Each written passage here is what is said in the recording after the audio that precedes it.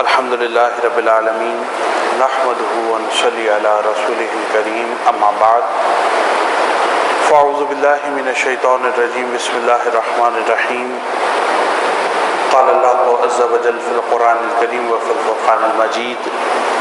یا ایہا الذین آمنوا کتب علیکم الصیام کما کتب علی الذین من قبلکم لعلکم تتقون آمنت باللہ صدق اللہ العلی العظیم وقال نبینا علیہ الصلاۃ والسلام من صام رمضان ایمانا واحتسابا غفر له ما تقدم من ذنبه من قام رمضان ایمانا واحتسابا غفر له ما تقدم من ذنبه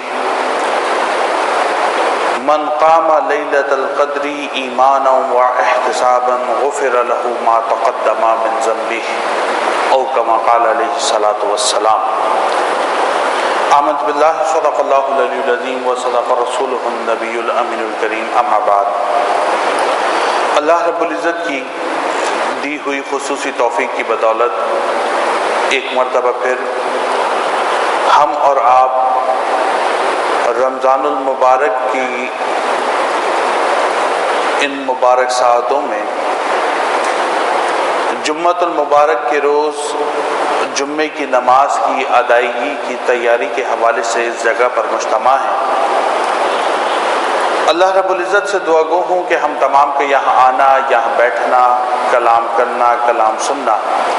اور نماز جمعہ کو باجماعت ادا کرنا اپنی بارگاہ عالیہ میں قبول و مقبول فرمائے۔ آج کا موضوع یقیناً رمضان شریف کے حوالے سے ہے، اور گزشتہ جمعے جب ڈاکٹر حبیب-ر-رحمان صاحب اس مقام پر گفتگو فرما رہے تھے تو آپ نے استقبال رمضان کے حوالے سے اپنی گفتگو کو فرمایا تھا۔ قرآن حکیم میں اللہ رب العزت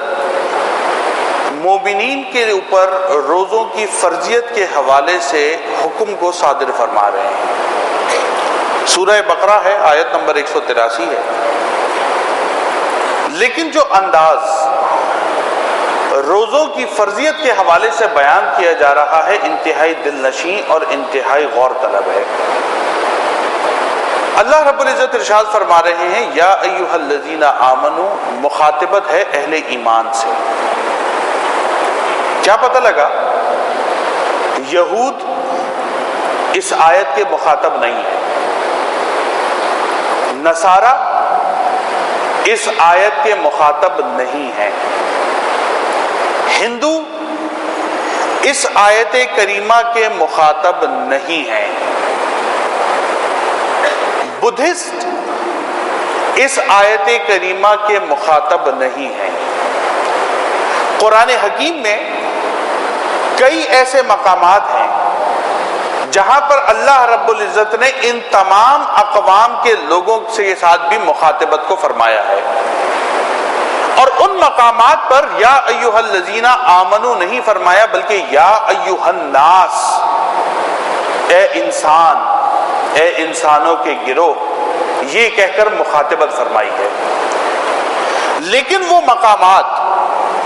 جہاں پر اللہ رب العزت نے اہل ایمان کو مخاطب فرمایا ہے وہاں پر یا ایھا الناس نہیں بلکہ یا ایھا الذین آمنوا فرمایا ہے کہ اے لوگوں جو ایمان لائے۔ اس کا مطلب یہ ہوا کہ اب اہل ایمان میں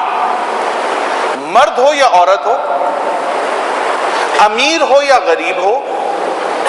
حاکم ہو یا محکوم ہو، تاجر ہو یا نوکر ہو، صنعتکار ہو یا سفارتکار ہو، کوئی سیاست سے تعلق رکھنے والا شخص ہو یا کسی فورس سے تعلق رکھنے والا شخص ہو، الغرض باپ ہو یا بیٹا ہو، ماں ہو یا بیٹی ہو، بہن ہو یا بھائی ہو، یا کوئی بھی رشتہ اور کوئی بھی طبقہ فکر یا کوئی بھی شخص ہو،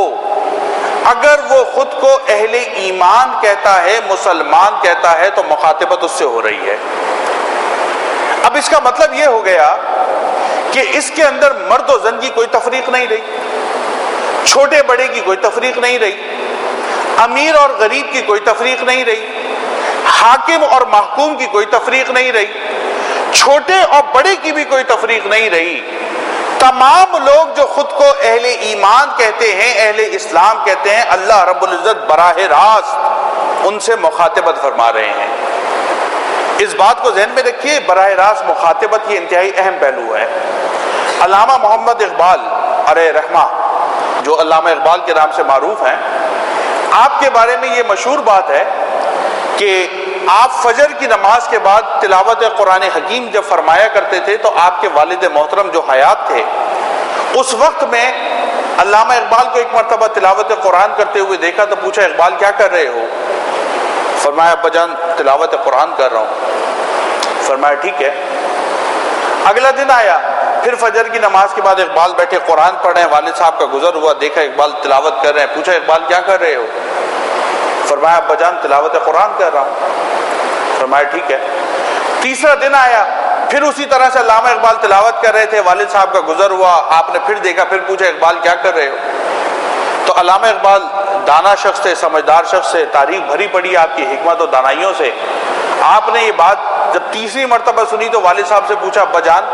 مجھے لگتا ہے آپ کچھ اور پوچھنا چاہتے ہیں اور کچھ اور بتانا چاہتے ہیں، کیونکہ آپ روزانہ دیکھ رہے ہیں کہ میں آپ کے سامنے بیٹھا ہوا تلاوت کلام کر رہا ہوں، اللہ کا قرآن پڑھ رہا ہوں، آپ پھر بھی سوال پوچھتے ہیں، وجہ کیا ہے؟ آپ نے فرمایا ہاں اقبال میں چاہتا تھا تم یہ سوال مجھ سے پوچھو، اور یہ سوال جو تم نے پوچھا ہے اس کا جواب یہ ہے کہ میں تمہیں یہ بتانا چاہتا ہوں کہ جو تم کتاب پڑھ رہے ہو وہ میری یا تمہاری طرح کسی انسان کی لکھی ہوئی کتاب نہیں ہے، اور نہ میری اور تمہاری طرح کے کسی انسان کے بیان کردہ کوئی احکامات ہیں، بلکہ تمہارا خالق، تمہارا مالک، تمہارا رازق، تمہیں پیدا کرنے والا براہ راست تم سے کلام فرما رہا ہے۔ تو جب تم اس قرآن کو پڑھا کرو تو یہ سوچ کر پڑھا کرو کہ اللہ رب العزت براہ راست مجھ سے مخاطبت کر رہا ہے۔ جب تم اس انداز میں قرآن کو پڑھو گے تو قرآن کی ہیبت تم پر طاری ہوگی، اللہ کے احکامات پر عمل کرنا تمہارے لیے آسان ہو جائے گا۔ تو قرآن کو جب اس انداز میں سمجھا جائے اور اس انداز میں پڑھا جائے کہ اللہ براہ راست مجھ اور آپ جیسے حقیر بندے سے، کہ جس کی سانس کی نالی میں اگر کھانے کا ایک ذرہ چلا جائے تو سانس نہیں آتی، جس کا اگر ایک دن کے لیے پیشاب اور پخانہ بند کر دیا جائے تو اس کے اوسان خطا ہو جاتے ہیں، پسینے چھوٹنے لگتے ہیں، جس کے ساتھ اگر کوئی اور ایسا لوازمہ آ جائے، کوئی اور ایسا مرض اس کو لاحق ہو جائے کہ جس سے اس کے جسم کے اندر انتشار پیدا ہونا شروع ہو جائے تو ساری اکڑ انسان بھول جاتا ہے، اس کمزور اور حقیر انسان سے براہ راست اس کا رب مخاطبت کر رہا ہے۔ اب اس مخاطبت کو آپ مزید نیرو ڈاؤن کر دیں، اس مخاطبت کے اندر جب وہ کلام براہ راست اہل ایمان سے ہو، براہ راست مسلمان سے ہو، اب اس کی اہمیت، اس کی قوت، اس کا زور، اس کی طاقت کلام کی مزید بڑھ جاتی ہے۔ اور اہل ایمان اس حوالے سے رسپانسبل ہوتے ہیں، اس حوالے سے ذمہ دار ہوتے ہیں کہ جب انہوں نے کلمہ پڑھ لیا اور لا الہ الا اللہ محمد رسول اللہ صلی اللہ علیہ وسلم، اس کلمے کو اپنی زبان سے ادا کر دیا اور اقرار باللسان کے ساتھ تصدیق بالقلب کر دیا کہ میں جو زبان سے کہہ رہا ہوں میرے قلب کی کیفیت بھی یہی ہے کہ میں اللہ کے علاوہ اور کسی کو خالق اور معبود نہیں مانتا، اور محمد رسول اللہ صلی اللہ علیہ وسلم کو اس کا آخری پیغمبر اور رسول مانتا ہوں۔ تو جب وہ یہ اعلان کر دیتا ہے تو اب جب اللہ اس سے یا ایھا الذین آمنو کہہ کر خطاب کرتا ہے تو اب اندازہ لگائیے اس کلام کی اہمیت مزید کتنی بڑھ جاتی ہے۔ اب اس کے اندر بچنے کا آپشن نہیں ہے، اب اس کے اندر ایکسکیوز پیش کرنے کا آپشن نہیں ہے، اب اس کے اندر چوں اور چرا، اگر اور مگر، اف اور بٹ یہ کہنے کا آپشن نہیں ہے، کیونکہ براہ راست آپ کا اور میرا خالق اور آپ کا اور میرا مالک ہم سے مخاطبت کر رہا ہے۔ اللہ کیا فرما رہا ہے؟ فرما رہے یا ایھا الذین آمنوا کتب علیکم الصیام، اے لوگوں جو ایمان لائے ہو، تم نے دعویٰ کیا ہے ایمان کا، تم اعلان کرتے ہو ہم مسلمان ہیں، تم کہتے ہو ہم اہل ایمان ہیں، تم کہتے ہو ہم نے محمد رسول اللہ کا کلمہ پڑھا ہے، اگر تم یہ سارے دعویٰ کرتے ہو تو پھر ذہن میں رکھو کتب علیکم الصیام، اللہ نے تم پر روزوں کو فرض کر دیا ہے۔ اس کا مطلب کیا ہوا؟ اس کا مطلب یہ ہوا کہ اگر گرمی کی شدت ہے تو روزہ چھوڑنے کا آپشن نہیں ہے۔ اگر گھر میں کھانے پینے کے حالات کوئی بہت زیادہ تونگری کے نہیں ہیں تو روزہ چھوڑنے کا آپشن نہیں ہے۔ اگر گھر میں مال و دولت کا ذخیرہ اکٹھا ہے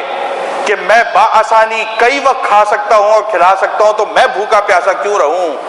یہ آپشن موجود نہیں ہے۔ اگر آپ کوئی اور تجارت کر رہے ہیں یا محنت کر رہے ہیں یا مزدوری کر رہے ہیں تو آپ کے پاس یہ عذر نہیں ہے کہ اس مشقت کے وقت میں جب میں محنت کرتا ہوں، مزدوری کرتا ہوں، نوکری کرتا ہوں تو میں روزہ چھوڑ دوں، یہ آپشن نہیں ہے۔ کیوں؟ کیونکہ اللہ رب العزت براہ راست ہر مومن اور ہر مومنہ سے یہ مخاطبت کر رہے ہیں کہ کتب علیکم الصیام، تم پر روزوں کو اللہ نے فرض کر دیا ہے۔ صیام کیا ہے؟ صیام کا معنی ہے کسی چیز سے رک جانا۔ صیام صوم کی جمع ہے، صوم کہتے ہیں کسی شے سے رک جانے کو۔ اور اہل عرب جو تھے وہ جب یہ صوم کا لفظ استعمال کرتے تھے تو عمومی طور کے اوپر ان کا مزاج یہ تھا کہ وہ اس صوم کے لفظ کو اپنے گھوڑوں کی تربیت کے حوالے سے استعمال کیا کرتے تھے۔ جب گھوڑوں کی تربیت کا ذکر آتا، جب گھوڑوں کی تربیت کرنے کی بات آتی تو وہاں پر ساما یسوم، صوم کا لفظ استعمال ہوتا تھا۔ اب اس سے کیا مطلب ہوتا تھا؟ اس سے مطلب یہ ہوتا تھا کہ جب وہ اپنے گھوڑوں کو تربیت دیتے تھے جنگی محاذ کے لیے، کیونکہ اہل عرب میں عموماً جنگوں کا رواج تھا، تو وہ کیا کرتے تھے؟ جان بوجھ کے اپنے گھوڑوں کو بھوکا رکھتے تھے، جان بوجھ کے اپنے گھوڑوں کو پیاسا رکھتے تھے، اور اس کے بعد ان گھوڑوں کو میدان میں نکال کر ہوا کی مخالف سمت اس میں ان گھوڑوں کو بھگایا جاتا تھا۔ اگر سامنے سے ہوا آ رہی ہے تو وہ اس کی مخالفت میں آگے بڑھیں گے اور گھوڑے کو آگے لے کر جائیں گے تاکہ وہ بھوکا اور پیاسا گھوڑا وہ ہوا کے تھپیڑوں سے ٹکرائے اور اس کی اسٹرینتھ میں اضافہ ہو، اس کی تربیت، اس کی قوت، اس کی طاقت میں اضافہ ہو۔ وہ اس تربیت کے پورے مرحلے کے لیے جو لفظ استعمال کرتے تھے وہ صوم کا لفظ ہوتا تھا، روزے کا لفظ ہوتا تھا۔ قرآن نے اسی لفظ کو لیا ہے اور شریعت نے اسی لفظ کو استعمال کیا ہے۔ اس کا مطلب کیا ہوا؟ اس کا مطلب یہ ہوا کہ حضرت انسان کا نفس جو منہ زور گھوڑا ہے، حضرت انسان کی خواہشات جو منہ زور گھوڑا ہے، حضرت انسان کے نفس کی چاہتیں جو منہ زور گھوڑا ہے، کتب علیکم الصیام، تم پر روزوں کو فرض کیا ہے۔ مطلب یہ ہے اللہ نے تم پر فرض کر دیا ہے کہ اپنی ان چاہتوں کو اللہ کی رضا کے خاطر ترک کر ڈالو۔ اب جب روزے کا وقت ہوگا، بے شک تمہارے گھر میں مال و دولت موجود ہے، بے شک تمہارے گھر میں رزق موجود ہے، بے شک تمہارے گھر میں کھانے اور پینے کی تمام اشیاء موجود ہیں، مگر کتب علیکم الصیام، اللہ نے تمہارے نفس کی تربیت کے لیے تم پر فرض کر دیا ہے کہ اب تم نے روزہ رکھنا ہے، اپنے آپ کو کھانے اور پینے اور ازدواجی تعلقات سے دور رکھنا ہے، روکے رکھنا ہے۔ کیوں؟ وجہ کیا ہے؟ وجہ وہی ہے کہ جو گھوڑوں کو عام طور پر اہل عرب تربیت دیتے تھے مشکل حالات کے لیے، کہ جب جنگ ہوگی، جب دشمن سے مجادلہ ہوگا، جب دشمن سے مقابلہ ہوگا، تو اس وقت میں ایسے نہ ہو کہ ہمارے گھوڑے وہ آرام پرست ہوں اور پیٹ بھرے ہونے کی وجہ سے بھوک اور پیاس کی صعوبتوں کو برداشت نہ کر سکیں اور ان ہوا کے تھپیڑوں کو میدان جنگ میں برداشت نہ کر سکیں اور بھوک اور پیاس کو برداشت نہ کرتے ہوئے دشمن کے سامنے ڈھیر ہو جائیں۔ وہ ان کی تربیت کرتے تھے۔ اللہ مومنین کی تربیت اس لیے فرما رہا ہے کہ جب تیرا اور شیطان کا مقابلہ ہوگا، جب تیرا اور شیطان کا مجادلہ ہوگا، جب تیرا اور شیطان کا ٹکراؤ ہوگا، نفس تجھے اللہ کی نافرمانی کی طرف ابھارے گا۔ ایسے وقت میں رمضان کے مہینے میں جو روزے رکھ کر تو نے اپنے نفس کی تربیت کی ہوگی، تو اس کو سامنے رکھتے ہوئے اللہ کی رضا کے خاطر اپنے نفس کو گناہ کرنے سے روک لے گا، اس لیے اللہ نے تیرے اوپر روزوں کو فرض کر دیا ہے۔ اب آپ دیکھیں نا، جو شخص روزے کے مفہوم کو سمجھتا ہے، روزے کے معنی کو سمجھتا ہے، روزے کے فلسفے کو سمجھتا ہے، روزے کی مقصدیت کو سمجھتا ہے، وہ اس بات کو بخوبی جانتا ہے کہ میرے گھر پہ موجود حلال کی ہر شے جو اللہ نے عام دنوں میں میرے لیے حلال کر رکھی ہے، مجھے اس نے حکم دے کر اس سے روکا ہے میری تربیت کے لیے، تو جب وہ وقت آئے گا کہ اللہ کے علاوہ اور کوئی گرد و نواح میں میرے پاس موجود نہ ہوگا اور شیطان مجھے گناہ کا موقع دے گا، کبھی زنا کا موقع دے گا، کبھی بے حیائی کا موقع دے گا، کبھی بے غیرتی کا موقع دے گا، کبھی بد نظری کا موقع دے گا، کبھی بد کلامی کا موقع دے گا، کبھی کاروبار میں ہیر پھیر کر کے دولت سمیٹنے کا موقع دے گا، کبھی ڈاکیومنٹس میں تبدیلی کر کے جائیداد اپنے نام کرنے کا موقع دے گا، کبھی شیطان ہم کو یہ مواقع فراہم کرے گا کہ لوگوں کے ساتھ جھوٹ بول کر مال بنا لیا جائے، لوگوں کو دھوکہ دے کر دولت کما لی جائے، جھوٹ اور فریب دے کر جائیداد کے انبار لگا لیے جائیں۔ یہ سارے مواقع جب میرے سامنے آئیں گے تو کتب علیکم الصیام، جو روزہ اللہ نے مجھ پر فرض کیا تھا اور مجھے تربیت کے اس مرحلے سے گزارا تھا کہ میں حلال اشیاء کو اللہ کے لیے چھوڑ دیا کرتا تھا، مجھے اور آپ کو یہ سمجھ آ جائے گا کہ آج اس حرام کے وقت میں مجھے حرام اشیاء کو اللہ کی رضا کے خاطر چھوڑ دینا چاہیے۔ جب انسان، اب آپ دیکھیں نا، اس بات کو سمجھیں، ساری چیزیں موجود ہیں، کھانے کی موجود ہیں، پینے کی موجود ہیں اور حلال کی ہیں، اور ہماری ازواج جو اللہ نے نکاح کے بعد ہمارے لیے حلال کر دی ہیں، ان سے صحبت کرنا، تعلق رکھنا، ساتھ بیٹھنا، کلام کرنا، گفتار کرنا، سب کچھ اللہ نے حلال کر رکھا ہے۔ لیکن جیسے ہی روزہ آ جاتا ہے، اللہ رب العزت نے ازدواجی تعلقات کو روک دیا، کھانے اور پینے کو روک دیا، حلال سے روکا ہے کہ تم حلال نہ کھانا۔ کیوں؟ کیونکہ جب باقی کے 11 مہینے حرام تمہارے سامنے آئے گا تو یہ ایک ماہ کی تربیت تمہارے اندر اس شعور کو اجاگر کر دے گی کہ میرا اللہ وہ مجھ کو دیکھ رہا ہے۔ آپ دیکھیں نا بھئی، روزے دار جو ہے وہ کس بنیاد پہ رکتا ہے؟ جب ساری چیزیں گھر میں موجود ہیں، تنہائی ہے، خلوت ہے، آپ جا کر پانی پی سکتے ہیں، میں اور آپ جا کر کھانا کھا سکتے ہیں، میں اور آپ جا کر تمام جو ضروریات ہیں ان کو پورا کر سکتے ہیں، جس طریقے سے عمومی لوگ کر رہے ہیں۔ ابھی 2 دن پہلے ٹریبیون کے اندر ایک نیوز چلی اور اس کے اندر ایک لڑکی کا ایک آرٹیکل تھا جو پبلش بھی ہوا ہے اور کافی لوگوں نے اس کو پڑھا بھی ہے اور بڑا وائرل اس وقت سوشل میڈیا پہ ہو رہا ہے۔ وہ ڈسکشن یہ ہے کہ وہ لڑکی یہ کہہ رہی ہے کہ بھئی میں تو اپنی والدہ کو بیوقوف بنا دیتی ہوں، والدہ کہتی ہے روزہ رکھو، میں والدہ کے سامنے روزہ رکھتی ہوں اور اس کے بعد میں نے اپنے کمرے کے اندر تمام کھانے پینے کی چیزیں رکھی ہوئی ہیں، میں سارا دن کھاتی بھی ہوں، پیتی بھی ہوں، ریلیکس رہتی ہوں، اور جب شام کو افطاری کا وقت آتا ہے پھر والدہ کے سامنے جا کر بیٹھ جاتی ہوں اور افطاری کر لیتی ہوں۔ والدہ کو نہیں پتہ لگتا، ٹھیک ہے، والدہ کو نہیں پتہ لگتا، لیکن آپ بنیادی کانسیپٹ سمجھیں کہ قرآن کانسیپٹ کیا دے رہا ہے۔ قرآن کیا مجھے اور آپ کو روزہ رکھنے کی تربیت اس لیے دے رہا ہے کہ میں اور آپ والدہ اور والد سے چھپ کر کھا پی لیں یا والدہ اور والد کے خوف سے روزے رکھیں؟ یا قرآن مجھے اور آپ کو تربیت اس لیے دے رہا ہے کہ اگر لوگ ہمارے سامنے ہوں تو اس صورت کے اندر تو ہم نیک بنے رہیں، اور جب لوگوں کی نگاہ سے اوجھل ہو جائیں تو پھر ہم آنکھوں سے حرام بھی دیکھیں، زبان سے حرام بھی بولیں، ہاتھوں اور پیروں کو اللہ کی نافرمانی میں استعمال بھی کریں، جھوٹ بولیں، فراڈ کریں، پیسہ کمائیں، دھوکہ کریں، سارے کام کرتے رہیں۔ کیوں؟ کیونکہ اب کوئی اور نہیں دیکھ رہا۔ کیا قرآن ہمارے اندر یہ فکر اجاگر کرنا چاہتا ہے؟ عزیزو دوستو، یاد رکھیے، اسلام کے اندر موجود ساری عبادات، چاہے وہ نماز ہو، وہ روزہ ہو، وہ حج ہو یا وہ زکوٰۃ ہو، وہ ساری عبادات جو کانسیپٹ میرے اور آپ کے اندر اجاگر کرنا چاہتی ہیں، وہ کانسیپٹ اور فلسفہ یہ ہے کہ میں اور آپ اپنے جیسے انسان سے شرم کرنے کے بجائے میں اور آپ اللہ کی بارگاہ میں شرمندہ ہونا سیکھ لیں، اور میں اور آپ اپنے جیسے انسان سے ڈرنے کے بجائے اپنے رب، اپنے خالق اور مالک سے ڈرنا سیکھیں۔ میں اور آپ اپنے جیسے انسان کے سامنے گناہ سے بچنے کے بجائے اپنے خالق اور اپنے مالک کی موجودگی میں گناہ کرنے سے بچیں۔ یہ وہ کانسیپٹ ہے جو نماز ہم کو دیتی ہے، یہ وہ شعور ہے جو روزہ ہم کو دیتا ہے، یہی وہ شعور ہے جو زکوٰۃ اور حج کا فلسفہ ہم کو عطا کرتا ہے۔ اگر میں نے اور آپ نے روزہ رکھا اور یہ شعور ہی نہیں آیا، یہ سمجھ ہی نہیں آئی کہ اللہ مجھے دیکھ رہا ہے، یہ کانسیپٹ ہی ڈیولپ نہیں ہوا کہ میرا حاکم، میرا خالق اور میرا مالک اللہ میرے ایک ایک عمل کو آبزرو کر رہا ہے، میں سوتا ہوں تو اللہ دیکھ رہا ہے، میں جاگتا ہوں تو اللہ دیکھ رہا ہے، میں خلوت میں ہوں تو اللہ دیکھ رہا ہے، میں جلوت میں ہوں تو اللہ دیکھ رہا ہے، میں لوگوں کے سامنے خوبصورت باتیں کر رہا ہوں تو بھی اللہ دیکھ رہا ہے، میں تنہائیوں کے اندر گناہ کر رہا ہوں، عیب اور پاپ کر رہا ہوں۔ یہ خیال، یہ تصور، یہ فلسفہ روزے رکھنے کے بعد بھی میری اور آپ کی سمجھ نہ آیا تو پھر یاد رکھیے میں نے اور آپ نے روزہ نہیں رکھا، پھر کچھ اور رکھا ہوگا۔ اور اگر میں اور آپ اہل ایمان ہیں تو کتب علیکم الصیام، صیام کا لفظ مجھ سے اور آپ سے تقاضا یہ کر رہا ہے کہ اللہ میری اور آپ کی تربیت کرنا چاہتا ہے،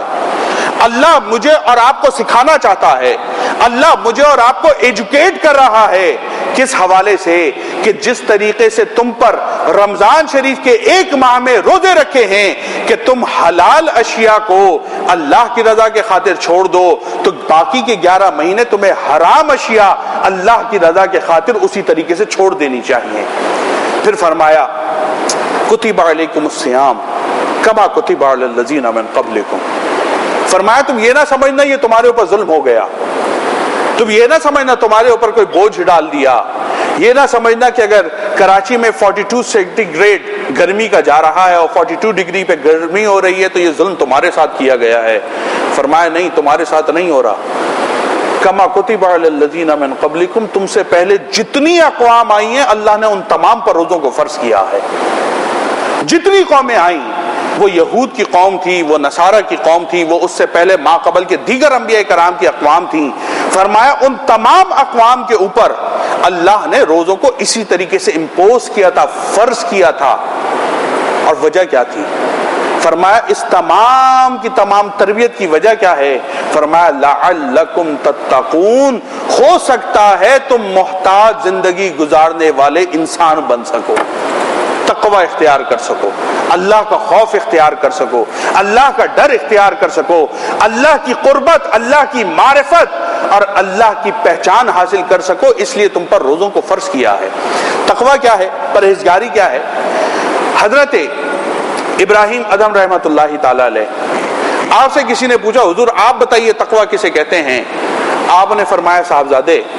حضرت انسان کے دائیں کاندھے پر ایک فرشتہ بیٹھا اس کی نیکیاں لکھتا ہے، حضرت انسان کے بائیں کاندھے پر ایک اور فرشتہ بیٹھا ہے اس کے گناہ لکھتا ہے۔ آپ نے فرمایا بندہ خدا تیری ساری زندگی گزر جائے تیرے بائیں کاندھے والے فرشتے کو لکھنے کا موقع نہ ملے، اس کو اللہ کا خوف، اللہ کا ڈر کہتے ہیں۔ اگر میں اور آپ روزہ رکھنے کے بعد تقوی کے اس مقام پر پہنچ گئے تو الحمدللہ مبارکباد کے لائق ہیں، مبارکباد کے لائق ہیں۔ لیکن اگر میں اور آپ روزے رکھنے کے بعد تقوی کے اس مقام پر نہیں پہنچے، پہلی بات تو یہ کہ روزہ رکھنا ہے، جو لوگ نہیں رکھتے وہ اس بات کو ذہن میں رکھیں یہ اللہ نے فرض کیا ہے، یہ آپشنل نہیں ہے کہ 42 ڈگری ہوگا تو نہیں رکھیں گے، 32 ہوگا تو رکھ لیں گے، سردیوں میں آئے گا تو رکھیں گے، گرمی میں آئے گا تو نہیں رکھیں گے۔ That's not optional at all. We are bound to follow this command of the God. ہم پابند ہیں اللہ کے اس احکام کو ماننے پر۔ مومن ہیں، کلمہ پڑھا، یا تو آپ اعلان کر دیں، ڈکلیئر کر دیں میں مومن نہیں ہوں، کافر ہوں، بات ختم، میرا آپ کا جھگڑا ختم ہو گیا۔ لیکن جب آپ یہ کہہ رہے ہیں میں مومن ہوں، جب آپ نے کہہ دیا میں نے لا الہ الا اللہ محمد رسول اللہ پڑھا ہے، جب آپ نے کہہ دیا میں اہل ایمان ہوں، میں اللہ پر ایمان رکھتا ہوں، رسول اللہ پر ایمان رکھتا ہوں، so then there is no option for us، کوئی آپشن نہیں ہے اب ہمیں اور آپ کو روزہ رکھنا ہے۔ کتب علیکم الصیام ہو گیا، سردی ہوگی، گرمی ہوگی، خزاں ہوگی، بہار ہوگی، مجھے ہے حکم اذان لا الہ الا اللہ، میں اپنا کام کروں گا، اللہ نے حکم دے دیا مجھے روزہ رکھنا ہے، یہ تو بات کلیئر ہو گئی۔ اب سیکنڈ آپشن آ گیا، اب اگلا اسٹیپ ہے، روزہ تو رکھ لیا، اب سوال یہ پیدا ہوتا ہے کہ روزے کے بعد اس سے مقصد کو حاصل کیا کہ نہیں کیا؟ کیونکہ ہم میں سے بہت سارے دوست ہیں، الحمدللہ 18-19 سال سے میں روزے رکھ رہا ہوں، جب سے بالغ ہوا ہوں، آپ بھی اسی طرح رکھ رہے ہیں، کوئی 20 سال سے رکھ رہا ہے، کوئی 30 سے رکھ رہا ہے، کوئی 40 سے رکھ رہا ہے، کوئی 50 سے رکھ رہا ہے۔ ان کی تو بات ہی نہیں ہے جو نہیں رکھ رہے، جو نہیں رکھ رہے ان کو رکھنا ہے، جو رکھ رہے ہیں ان کو اپنا محاسبہ کرنا ہے کہ کیا وہ تقوی کے اس مقام پر پہنچے کہ اس کے بائیں کاندھے والے فرشتے کو لکھنے کا موقع نہیں مل رہا۔ اگر پہنچ گئے تو مبارکباد کے لائق ہیں، اگر نہیں پہنچے تو this is a point to concern، یہ نقطہ ہے سوچنے کا، یہ نقطہ ہے سمجھنے کا، یہ بات ہے میرے اور آپ کی انڈرسٹینڈنگ کی کہ بھائی ہر چیز کا کوئی مقصد ہوتا ہے۔ ہم کھانا کھاتے ہیں اس لیے کہ بھوک مٹا دے، میں نے اور آپ نے کھانا کھایا، بھوک نہیں مٹی، کھانا کھا کے بندہ مر گیا، آپ کیا کہیں گے؟ اس نے کھانا نہیں کھایا، اس نے زہر کھایا ہوگا اس لیے مر گیا، ورنہ کھانا کھا کے بندہ نہیں مرتا۔ میں اور آپ پانی پیتے ہیں کس لیے؟ کہ پیاس بجھ جائے۔ میں نے اور آپ نے پانی پیا، پیاس نہیں بجھی،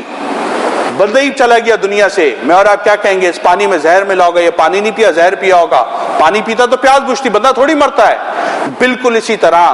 اللہ فرما رہا ہے کتب علیکم الصیام کما کتب علی الذین من قبلکم، تم پر روزے فرض کیے گئے ہیں جس طرح تم سے پہلی امتوں پر کیے گئے تھے، لعلکم تتقون، تاکہ تم متقی ہو جاؤ۔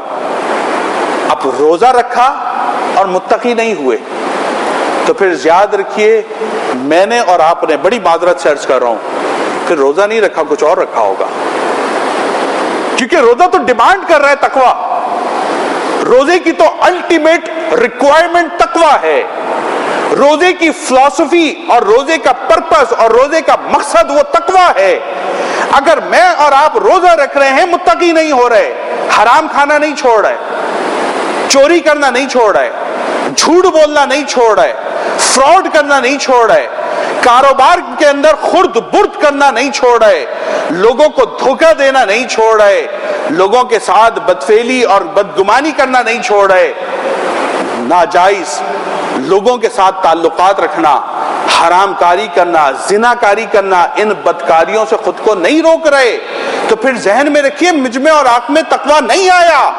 اور اگر تقویٰ نہیں آیا تو پھر روزے کا مقصد حاصل نہیں ہوا، اور اگر روزے کا مقصد حاصل نہیں ہوا تو پھر یاد رکھیے حدیث شریف کے مطابق بہت سارے روزے دار ایسے ہیں جن کو بھوک اور پیاس کے سوا کچھ حاصل نہیں ہوتا۔ نعوذ باللہ من ذالک، کہیں میں اور آپ اس کیٹیگری کے لوگ تو نہیں ہیں؟ یہ نقطہ ہے، یہ لمحہ ہے جو مجھے اور آپ کو سوچنا ہے، اور اس فکر کو مجھے اور آپ کو ہم وقت احتساب کرنا ہے کہ میری اور آپ کی زندگی کے اندر کیا یہ تبدیلیاں آ رہی ہیں یا نہیں۔ اگر یہ تبدیلیاں آ رہی ہیں تو حدیث شریف میں آتا نبی علیہ السلام نے فرمایا من صام رمضان ایمانا واحتسابا غفر له ما تقدم من ذنبی، کہ جس نے رمضان شریف کے روزے اس حال میں رکھے کہ اس نے ایمان کے ساتھ احتساب کیا، فرمایا غفر له ما تقدم من ذنبی، اللہ اس کے سارے پچھلے گناہوں کو معاف فرما دے گا۔ فرمایا من قام رمضان ایمانا واحتسابا غفر له ما تقدم من ذنبی، جس نے رمضان شریف میں اللہ کی بارگاہ میں قیام کیا، تراویح پڑھی، نوافل ادا کیے، ذکر اذکار کیا، اللہ کی بارگاہ میں کھڑا ہوا، فرمایا غفر له ما تقدم من ذنبی، اللہ اس کے بھی سارے گناہوں کو معاف فرما دے گا۔ فرمایا من قام لیلۃ القدر ایمانا واحتسابا غفر له ما تقدم من ذنبی، فرمایا جس نے اس ماہ مبارک میں لیلۃ القدر کی رات میں ایمان اور احتساب کے ساتھ روزہ رکھا اور ایمان اور احتساب کے ساتھ قیام کیا، فرمایا اللہ رب العزت اس کے بھی سارے پچھلے گناہوں کو معاف فرما دے گا۔ اگر احتساب ہوگا، اگر ایمان ہوگا تو سارے گناہ معاف ہو جائیں گے، اور اگر دوستوں احتساب نہیں ہوا، احتساب کی کیفیت پیدا نہیں ہوئی، محاسبے کی کیفیت پیدا نہیں ہوئی، 11 ماہ ہم نے یہ سوچنا چھوڑ دیا کہ اللہ ہمیں دیکھ رہا ہے، تو یاد رکھیے پھر روزے کی مشق وہ میں نے اور آپ نے کی ہی نہیں، کیونکہ اگر روزے کی مشق کرتے تو اس کا نتیجہ تقویٰ تھا، اور اگر تقویٰ اس کا نتیجہ تھا تو میں اور آپ 11 ماہ کے اندر گناہوں سے بچتے، اپنے آپ کو گناہوں سے بچاتے۔ دیکھیں گناہوں سے بچنا، گناہ ہونا یہ الگ بات ہے، گناہ سے بچنا الگ بات ہے۔ گناہ تو ہر بندے سے ہوتا ہے، حدیث میں کل بنی آدم خطاء، ہر بندہ گناہ گار ہے، فرمایا وخیر الخطائین التوابون، لیکن بہترین گناہ گار وہ ہے جو اللہ سے توبہ کر لیتا ہے۔ اس کا مطلب یہ ہے کہ مومن جان بوجھ کر گناہ نہیں کرتا، اگر خطاً سہون کوئی غلطی ہو جاتی ہے، گناہ ہو جاتا ہے، تو فوراً رجوع کرتا ہے اللہ کی طرف، فوراً لوٹتا ہے اللہ کی طرف، فوراً پلٹتا ہے اللہ کی طرف، اور جب وہ اللہ کی طرف پلٹ کر آتا ہے تو پھر نبی علیہ السلام نے فرمایا اللہ کیا کرتا ہے؟ فرمایا التائب من الذنب کمن لا ذنب له، فرمایا جو اللہ کی طرف سچی نیت سے توبہ کرتا ہے اللہ اس کے گناہ کو ایسے معاف فرما دیتا ہے جیسے اس نے کبھی گناہ کیا ہی نہیں ہوتا۔ اللہ اس طرح بخشش فرماتا ہے۔ اپنا محاسبہ کریں، اپنی اصلاح کی کوشش کریں، میں اور آپ ہم سب، اس میں نہ مجھے کوئی ڈسٹنکشن حاصل ہے نہ آپ کو کوئی امتیاز حاصل ہے، ہر شخص جو مومن ہے، کلمہ پڑھنے والا ہے، اس کو اپنا ہمہ وقت شب و روز یہ محاسبہ کرنا ہے کہ تقوی کی کیفیت آ رہی ہے یا نہیں۔ اگر نہیں آ رہی تو روئیں اللہ کے سامنے، گڑ گڑائیں اللہ کے سامنے، آنسو بہائیں، روزے کا جو وقت ہوتا ہے کھلنے والا ہوتا ہے اس وقت روئیں اللہ کے سامنے، سحری کے وقت میں اللہ سے مناجات کریں، یا اللہ ہمیں تقوی عطا فرما، ہمیں اپنا خوف عطا فرما، ہمیں اپنا